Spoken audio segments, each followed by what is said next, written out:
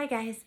Well, I want to tell you something today that maybe is a little uncomfortable for me because I just don't want it to come across as like, well, look at Sue, she's such an amazing person. But I really feel like iron sharpens iron. And if we share our stories with each other about what happens in our day, that it can be an encouragement. So I hope this will be an encouragement to you and it will ignite you to want to do good for somebody else.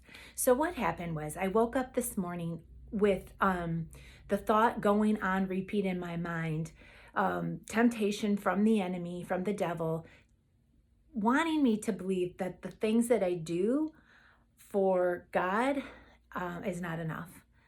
And then, the enemy wants to get us to start looking at everybody else and all the stuff that they do, and then look down at ourselves and be like, well, shoot, I don't do anything. Like, I'm not doing enough. I guess I'm just not good enough. So we can get into that spiral, right? We've talked about that before, but that's kind of how I was today. So I knew I needed to get in here and just talk to Jesus about it. And so I've been reading through the book of Hebrews, and Hebrews 2:9 says this. It says, but we do see Jesus, who was made lower than the angels for a little while, now crowned with glory and honor. And I was just so thankful that God directed my eyes to that scripture verse, because you guys know, and I say it all the time, that his words are so alive and active, and they cut down to the marrow, to the inside of what's really going on. And I really feel like this was a truth that God wanted me to know, to say, Sue, I see you, but do you see me? I really would love it if you would get your eyes on me. And so that's what I did. I spent some time with Jesus.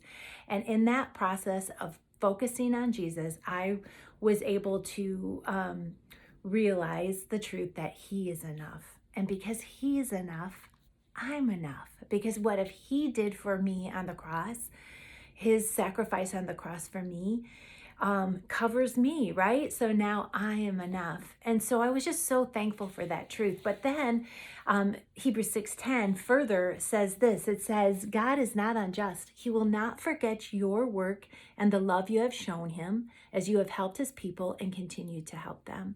And I really sensed the truth that God wanted me to know, that he sees me and he sees the work that I've done out of my love for him. He sees what I'm doing, and it's enough. And not only is it enough now, but it will continue to be enough. He'll continue to be enough, the things that I do for him. So that really got me excited and got me to the place where I really wanted to say, okay, so if I am enough and the things I do for you are enough, is there something today that you want me to do? I'm at home. I don't go into an office every day. So what do I have in my hands to offer you, Jesus, today? And the thought that came to my mind, you guys, was my washer and dryer. And so I was sitting there like in this conversation with Jesus saying, okay, so what do you want me to know about my washer and dryer? How can I use that to for your honor and for your glory and for your kingdom?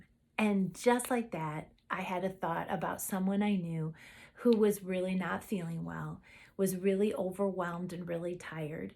And that person came to my mind, I believe, because Jesus was asking me to connect the dots. And so I text that person and asked them if I could please help them out by doing their laundry, that I knew that they were in a tight spot, and maybe I could relieve some of that for them by doing their laundry.